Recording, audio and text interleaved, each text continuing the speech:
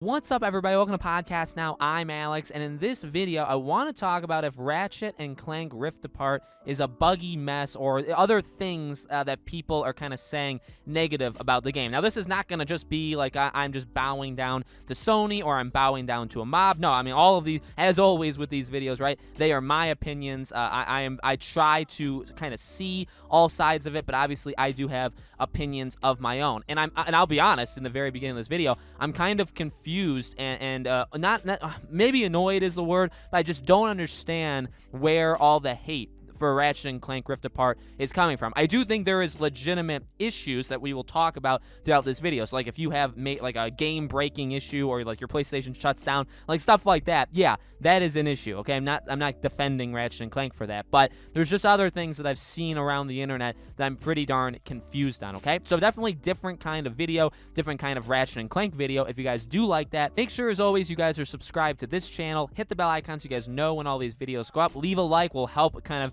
even out the dislikes this video may or may not get. And if you guys really like me, make sure you guys subscribe to my second channel, Podcast Now Plus. We do a daily video over there, have a ton of fun over there as well. Link is in the description below. All right, so let's tackle again what's not really controversial. If the game has had like major crashes on you or it's like hurt your PS5 in some weird way, like again, I am not defending that, and that's an issue. And that's I mean, there's really not too much more you can say about that. If your biggest thing with Ratchet and Clank is, oh, like it froze my PlayStation, I had a factory reset and all that stuff, like if that's your issue with it, there's no you can't take that away from you. You know what I mean? That is a clear and legit issue. I would say the things that I've seen on Ratchet and Clank, and this is truly the discussion because I don't feel this way, but I want to see what people are saying about it. I want to see their side, is kind of the smaller things in Ratchet and Clank. And to be honest with you, I do have some of them as well, some very small things that kind of stood out to me that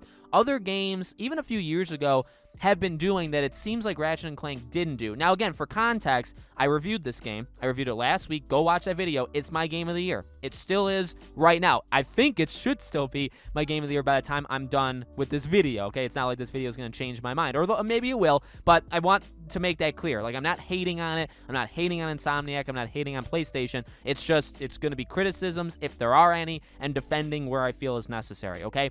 I've seen some people say, I don't know if it came from David Jaffe, which, by the way, I like his channel a lot. I respect his openness and his ability of talking and his ability of just being his own person. Even though I don't agree with him on quite a few different things, I respect the heck out of that guy, okay?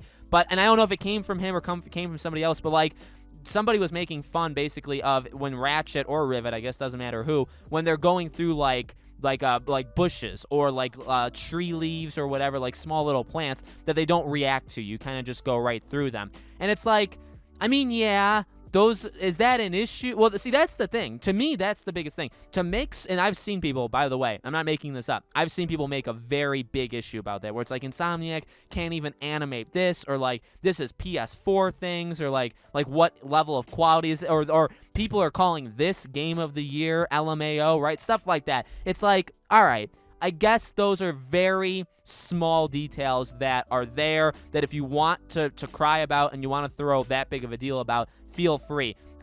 I'll watch this, okay? Again, I'm not going after those people. I'll give you examples too, okay? There will be some times in this game where the conversations kind of repeat themselves, right? If you die and you come back, they'll repeat the same thing, or if you go back to the same area, they may still talk. It's very odd how the in-game, like when you're actually moving around and you're in like the open world area, it is odd at times how conversations go. And I can get more specific than that, but I'm going to leave it there because again, like I said a couple minutes ago, it does bother me a little bit where it's like, okay, so in Uncharted, Uncharted 4, I think, was one of the first games that really did a phenomenal job at this. When you're talking, when there's like an in-game dialogue going on, let's say when you're like in the car with Sam and Sully, right?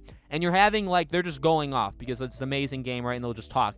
But then you pause, you stop the car, and you get out, and you do something, and it changes the dialogue, right? It like completely, and that's a game, it's kind of like a stiff kind of game thing, right? Where the audio needs to shift because in the code, it knows when you do this thing, it needs to drop what it's doing and do something else, right?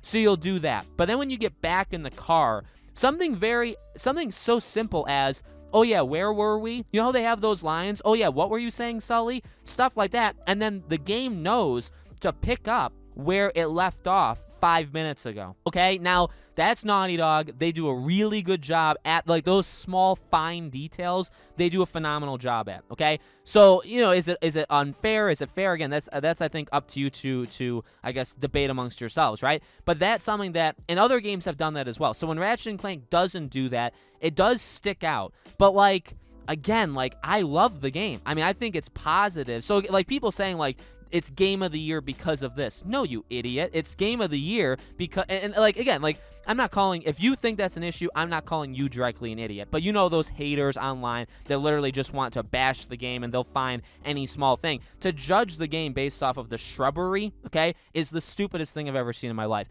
For context, by the way, I enjoyed, like, the colors and the look and the feel-good story for the most part, because there's emotion there and there's characters. I would almost say, you know what, no, I'm going to say it. I enjoyed it more than The Last of Us Part 2. The Last of Us Part 2 is a dark, depressing, and it works for some people and it doesn't work for other people, and the big decision-making in The Last of Us Part 2 works for some people, doesn't work for some people. I enjoyed Ratchet and Clank more. I'll be honest there, I said it. If you disagree, leave the dislike. If you are so offended by it that you need to unsubscribe, go ahead. That's not the kind of person I want on the channel in the first place, okay? So there, I confessed, all right? I like Ratchet and Clank as more of a feel-good thing versus The Last of Us Part 2. Now, which one do I prefer for like gameplay and stuff like that? I love the detail in The Last of Us Part 2. The dodging, the attacks, the brutalness. I mean, I adore it, okay? I have said it before, like The Last of Us Part 2 is like the best looking game I've ever seen, or one of by a lot, right? It is so good. And again, the small details when you're crawling through the grass, that's there. But, you know, again, like it works and it helps the game out. But if it wasn't there, would it hurt the game all that much? I really don't think so. You know what I mean? So, like, and I know that's maybe a weird comparison, but it's like, well, those people picking on Ratchet and Clank, well, what's their favorite game of all time? Or what's their favorite game in the last year? I'm sure I can nitpick it. You know what I mean? Is Resident Evil your favorite game of the last year? And for some reason you hate Ratchet and Clank? So that's the thing. I think there are legit criticisms. I mean, in my review, I broke down legit criticisms with this game, right? I just don't, and you could say the shrubbery and some of, there is outdated things, I think, here and there throughout the game. Does it ruin it? No. Does it stick out? Maybe if you're really focusing on it, but I would argue this. Here's what I will say maybe to end this video, okay? I would argue maybe those things stick out because the game is so good that that's just kind of under it. You know what I mean? So I love the game to death. I actually love so much about it. So when the dialogue is kind of weird and it doesn't know that we've already said this because maybe I died or maybe I did something else and then they have to re-say the same. So, stuff like that, right? That sticks out to me because the game is at a very high quality the entire time. The entire time. And so when that happens, it's like, ooh, I've seen games do it better and this game doesn't. Okay, that's how I would frame it. Am I saying, oh, immediately, guess I have to drop it from Game of the Year because other games don't do it? No, I mean, that's the stupidest thing I've ever seen. You know what I mean? I think it's, I don't know. I don't think it matters as much as some people. And again, some people. I'm not even saying David Jaffe, so please don't contact him, right? I'd love to talk to him one day, by the way. But no, I don't even know if he was saying it or if somebody else was saying it. But those kind of things is just laughable because, yeah, they may matter, but I would argue they matter because the game is so good that you notice something slightly under